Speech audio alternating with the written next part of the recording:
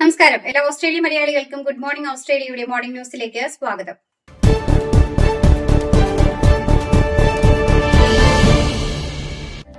സൈനിക ചർച്ചകളും അന്തർവാഹിനി സഹകരണവും ഉൾപ്പെടുന്ന സുരക്ഷാ കരാറിൽ ഇന്ത്യയും ഓസ്ട്രേലിയയും ഒപ്പുവെച്ചു.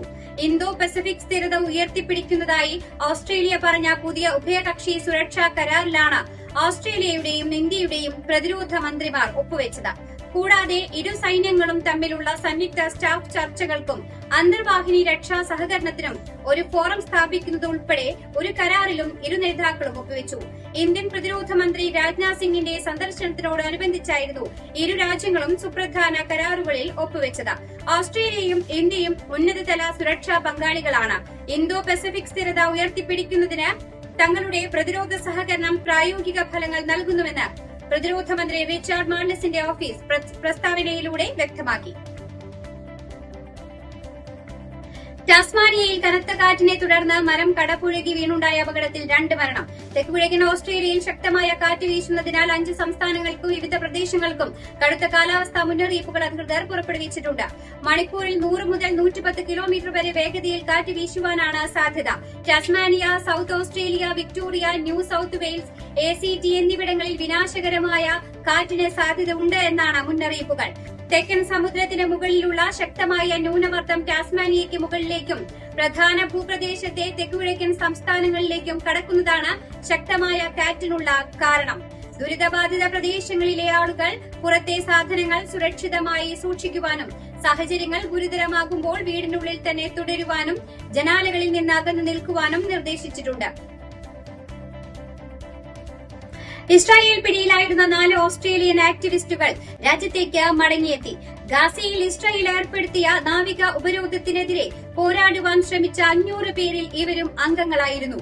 തടങ്കലിൽ ദേഹോപദ്രവം ഉൾപ്പെടെ ഏൽക്കേണ്ടി വന്നതായും വളരെ ബുദ്ധിമുട്ടായാണ് ഇത്രയും നാൾ പിന്നിട്ടതെന്നും അവർ മാധ്യമങ്ങളോട് വ്യക്തമാക്കി. ഓസ്ട്രേലിയയിൽ മീസൽസ് അഥവാ 5ാം പനി കേസുകൾ വർദ്ധിക്കുന്നു. ഒക്ടോബർ 7 വരെ ഈ വർഷം ഓസ്ട്രേലിയയിൽ 133 മീസൽസ് കേസുകൾ റിപ്പോർട്ട് ചെയ്തിട്ടുണ്ട്. 2024 57 കേസുകളും 2023 26 കേസുകളും 2022 7 കേസുകളുമാണ് മുൻ വർഷങ്ങളിൽ റിപ്പോർട്ട് ചെയ്തിട്ടുള്ളത്. വിദേശത്ത് നിന്നെത്തിയ നിരവധി പേർക്കാണ് കേസുകൾ ബാധിച്ചിട്ടുള്ളത്. അവയിൽ ചിലത് വാക്സിനേഷൻ എടുക്കാൻ കഴിയാത്ത മാസങ്ങൾ മാത്രം പ്രായമായ കുഞ്ഞുങ്ങൾ ആണുള്ളത്. മീസൽസ് ബാധിച്ച ഒരു വ്യക്തി 13 മുതൽ 18 പേരെ ബാധിക്കുമെന്നാണ് വിദഗ്ധർ നൽകുന്ന മുന്നറിയിപ്പ്. അതിനാൽ തന്നെ ഉയരുന്ന രോഗബാധിതരുടെ എണ്ണം ആശങ്കാജനകമാകുന്ന സാഹചര്യമാണ് സമൂഹത്തിൽ സൃഷ്ടിക്കുന്നത്. സൌത്ത് ഓസ്ട്രേലിയയിൽ നിന്നും 4 വയസ്സുകാരനെ കാണാതായിട്ട് 2 ആഴ്ച പിന്നിടുന്നു. കാണാതായ ആൺകുട്ടിയെക്കുറിച്ച് പോലീസിന് ഇതുവരെയും യാതൊരു സൂചനയും ലഭിച്ചിട്ടില്ല. സൌത്ത് ഓസ്ട്രേലിയയിലെ പ്രീ സ്കൂൾ വിദ്യാർത്ഥിയായ ഗസിനെ അഡ്ലേഡിൽ നിന്ന് 300 കിലോമീറ്റർ മാറിയുള്ള ആടുകളെ മേയ്ക്കുന്ന കേന്ദ്രത്തിൽ നിന്നുമാണ് 2 ആഴ്ച മുൻപ് കാണാതായത്.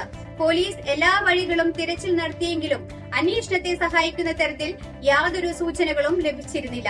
കുടുംബ പ്രതീക്ഷയോടെ കാത്തിരിക്കുന്നുണ്ടെങ്കിലും ഗസിനെ ജീവനോടെ കണ്ടെത്തുമെന്ന പ്രതീക്ഷയ്ക്ക് വലിയ സാധ്യത ഇല്ല എന്നാണ് പോലീസ് വ്യക്തമാക്കുന്നത്.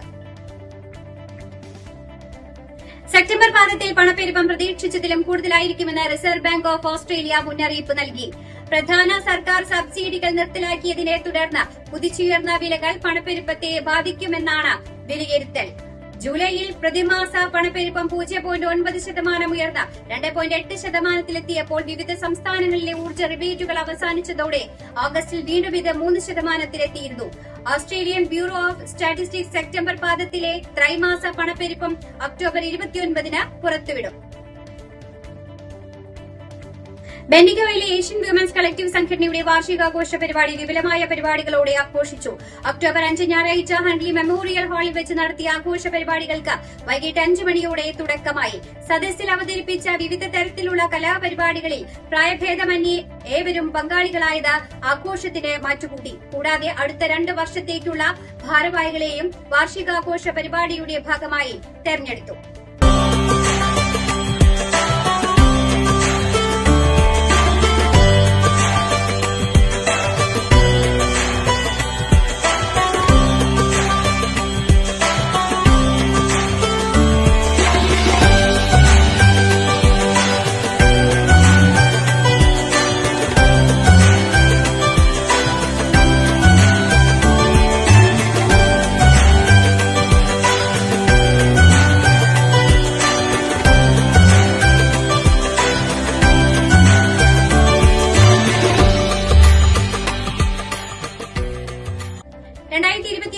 സമാധാനത്തിനുള്ള നൊബേൽ പുരസ്കാരം വെനസ്വേല പ്രതിപക്ഷ നേതാവ് മരിയ കുറീന മെച്ചഡോയ്ക്ക്. വെനസ്വേലയിലെ ജനങ്ങളുടെ ജനാധിപത്യ അവകാശങ്ങൾക്കും സ്വേച്ഛാധിപത്യത്തിൽ നിന്ന് ജനാധിപത്യത്തിലേക്കുള്ള അധികാര കൈമാറ്റത്തിനും നടത്തിയ ഇടപെടലുകൾക്കുള്ള അംഗീകാരമായാണ് പുരസ്കാരം. ശബരിമലയിൽ നിന്ന് മോഷ്ടിച്ച സ്വർണം ഉണ്ണികൃഷ്ണൻ പോറ്റി നൽകിയത് കൽപേഷിന് എന്ന ഹൈക്കോടതി ഉത്തരവിൽ പരാമർശം. 2019 ഒക്ടോബർ 10 കൽപേഷിന്റെ പക്കലെത്തിയത് 474.9 ഗ്രാം സ്വർണമാണെന്നും ഹൈക്കോടതി ഉത്തരവിൽ പരാമർശിക്കുന്നുണ്ട്. ശബരിമലയിലെ സ്വർണ്ണക്കടത്തുമായി ബന്ധപ്പെട്ട് ഏറ്റവും ദുരൂഹമായി നിൽക്കുന്ന പേരുകളിൽ ഒന്നാണ് കൽപേഷിന്റേത്. നിർമ്മാണ പ്രവർത്തനങ്ങൾ കഴിഞ്ഞ ശേഷം ബാക്കി വന്ന 474.9 ഗ്രാം സ്വർണമാണ് കൽപേഷിന്റെ പക്കലെത്തിയത്. സ്മാർട്ട് ക്രിയേഷൻ കൽപേഷിനാണ് ഈ സ്വർണം കൈമാറിയതെന്ന് ഉണ്ണികൃഷ്ണൻ പോറ്റി പറഞ്ഞതായാണ് റിപ്പോർട്ടുകളുള്ളത്. കോഴിക്കോട് പേരാമ്പ്രയിൽ UDF LDF സംഘർഷം. പോലീസും കോൺഗ്രസ് പ്രവർത്തകരും തമ്മിലാണ് സംഘർഷമുണ്ടായത്. സംഘർഷത്തിൽ ഷാഫി പറമ്പിൽ MP-ക്ക് പരിക്കേറ്റു. പോലീസ് ലാത്തിചാർജ് നടത്തുകയും കണ്ണീർ വാതകം പ്രയോഗിക്കുകയും ചെയ്തു. കോളേജ് യൂണിയൻ തെരഞ്ഞെടുപ്പുമായി ബന്ധപ്പെട്ട തർക്കത്തെ തുടർന്ന് ഇന്നലെ പേരാമ്പ്രയിൽ UDF ഹർത്താൽ പ്രഖ്യാപിച്ചിരുന്നു. ഇരുവിഭാഗങ്ങളും വൈകിട്ട് പേരാമ്പ്രയിൽ മാർച്ച് നടത്തുന്നതിനിടെയാണ് സംഘർഷമുണ്ടായത്. ഇതോടുകൂടി വാർത്താ ബുള്ളറ്റിൻ ഇവിടെ അവസാനിക്കുന്നു. എല്ലാ പ്രേക്ഷകർക്കും നല്ലൊരു ദിനം ആശംസിക്കുന്നു. കൂടുതൽ വാർത്തകളുമായി നാളെ കണ്ടുമുട്ടാം. എല്ലാവർക്കും നന്ദി, നമസ്കാരം.